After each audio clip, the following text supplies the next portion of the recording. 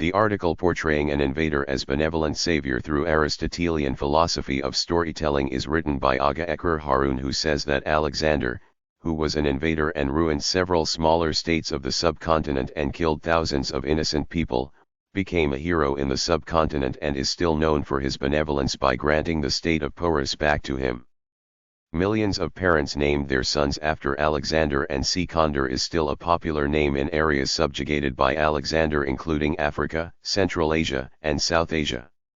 The concept of developing the factor of benevolence for promoting oppressors and invaders had been used by almost every empire that took place after Aristotle. The technique is also used for regime changes by the Allied forces all over the world and packing political governments by military dictators for the last 80 years in developing countries. Listen article now. The first essential, the life and soul, so to speak, of a story, is the plot, says Aristotle. Why Alexander III of Macedon is called and known in history as Alexander the Great? Possible answers are: he was a fearless great warrior. He marched from Macedon and conquered areas as far as Africa and South Asia. Both answers can be taken as true. However, Alexander did not rule these areas for more than 3 years in total and died at the young age of 32 and did not leave his empire or dynasty behind him. So what made him great among the eyes of historians and the people? The only thing that differentiates him from previous fearless great warriors is excellent publicity, promotion, and documentation of his battles, and all work is documented according to given rules of his teacher Aristotle. According to historians, Aristotle directed him to document daily events in a diary and then produce war reportages out of diaries, but reportages must be interesting in nature and can easily be converted into folklores. It is also indicated in Greek history that Alexander the Great used to ask his team of writers to write scenes for how to attack his enemies.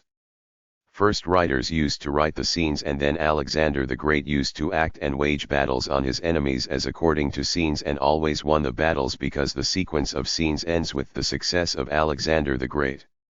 Among the many battles fought by outsiders who entered the plains of the subcontinent, the first recorded in history is the Battle of the Hydaspes. Battle of Hydaspes is a fight between King Porus and Alexander at the bank of River Jhelum.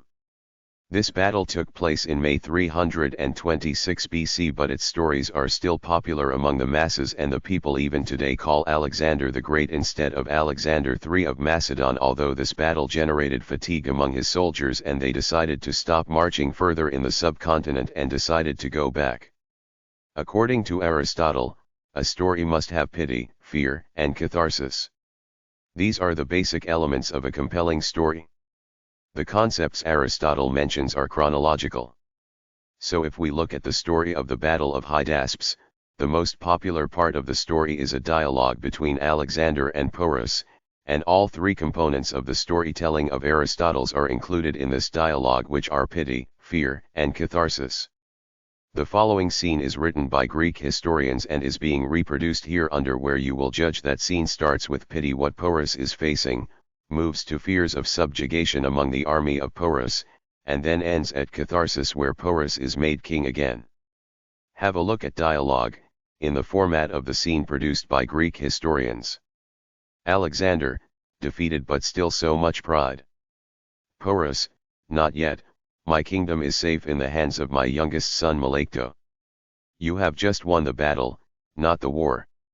You can kill me now, but the war is on. And which victory do you boast about? You were thrashed by me on the battlefield such that you were rescued by your soldiers by foul means. You trust on this Amhi who betrayed his own motherland just for gaining political victory. How sure you are that he will not betray you? I will be only happy to achieve martyrdom for the sake of the motherland. Alexander, indeed, my army is destroyed, Taxilian army is finished. I can't further attack Kakea where your son is ready to face me. You defeated me in a duel, me who has defeated the best of warriors on this planet. This sword of mine, which is blooded with the blood of innocents, now bows to you. Never before have I seen a great warrior than you. Tell Porus, how shall I treat you? Porus, as a king would treat another king. Alexander, I am humbled by your pride, I cannot give you back your kingdom as you never lost it, I cannot give you back your family as they achieved martyrdom, but yes, I can give you back your freedom, but in exchange for friendship. I want to experience the beauty of this culture. And yes, in this world of mortals, this battle will become immortal, for whenever the name of Alexander will be taken, the name of Porus will also be taken with equal pride. If I am the greatest conqueror, then you are the greatest defender. Porus, now I know that behind this bloody world conqueror Alexander there is another Alexander who is indeed great by his nature. I accept your friendship and you can stay in my kingdom as long as you will, but you can't proceed any further. Alexander, yes my friend. Porus, hail world conqueror Alexander. Alexander, hail world's best warrior Porus. Alexander, who was an invader and ruined several smaller states of the subcontinent and killed thousands of innocent people, became a hero in the subcontinent and is still known for his benevolence by granting the state of Porus back to him. Millions of parents named their sons after Alexander, and Sikander is still a popular name in areas subjugated by Alexander, including Africa, Central Asia, and South Asia.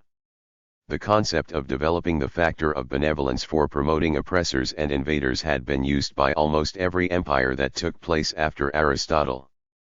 The majority of us believe that British Empire was benevolent because it provided infrastructure, railways, roads, electricity, etc., to the subcontinent. Wherever the United States and NATO attacked and killed thousands of innocent citizens and ruined the countries, Allied forces were portrayed as benevolent for killing ruthless and corrupt local leadership and for providing democracy to people of the country attacked by Allied forces. Iraq, Libya, and Afghanistan are recent examples, although there is a long list of such benevolent actions conducted by NATO Allied forces. The technique is also used for regime changes by the US Allied forces all over the world and packing political governments by military dictators for the last 80 years in developing countries.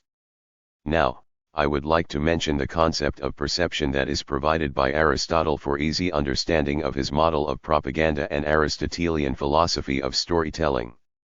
Aristotle says that perception is best understood on the model of hylomorphic change. Hylomorphism is a philosophical theory developed by Aristotle, which conceives being, ousia presence, as a compound of matter and form, and change of presence is material transformation. A raw lump of bronze is shaped into a statue. In this process, matter, raw bronze, loses one form, morph, and gains a new form of a statue. According to Aristotle's theory of perception, we perceive an object by receiving its form, eidos, with our sense organs. The best example given by Aristotle to understand his theory of changing perception is house change. He says that a house changes from blue to white when acted upon by the agency of a painter applying paint, so perception comes about with being changed and affected. Aristotle treats perception as a case of interaction between two suitable agents, objects capable of acting and capacities capable of being affected. One can understand how easy it is to change reality into a coined and given reality when the cruel reality is painted as rosy with a brush of storytelling by changing the perception about the reality. This is what communication experts play with consumers, and remember, we are all consumers of calculated change of perception by the designers, and designers are usually powerful and resourceful groups of